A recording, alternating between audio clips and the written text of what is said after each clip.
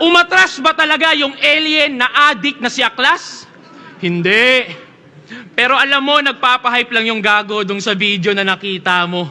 Yung ano nakita niyong mali ng tao.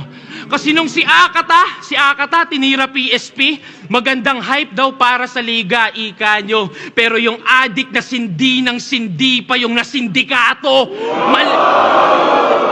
Malinis pagkakatrabaho. Yung alien yung na-magic, pero di nyo alam yung conspiracy. Paano? Tungkol sa alien yung topic. Nung si J Black umatras, si Mot pinadaan. Nung si Aklas yung umatras, si Invictus asaan?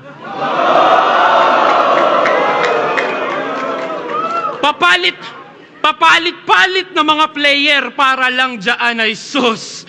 Ang mali nyo lang, di nyo pinalitan yung final boss. Pero bakit nga ba may mga ganon? Ba't nga ba may mga ganon? Kasi isa kang PSP Gym franchisee. Di nyo alam yun. Di nyo alam yun. Ito ang bida ninyo.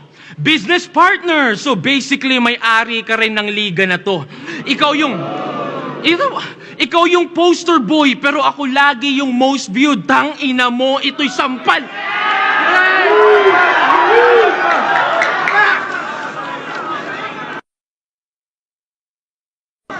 Ikaw yung poster boy, pero ako lagi yung most viewed. Tang ina mo.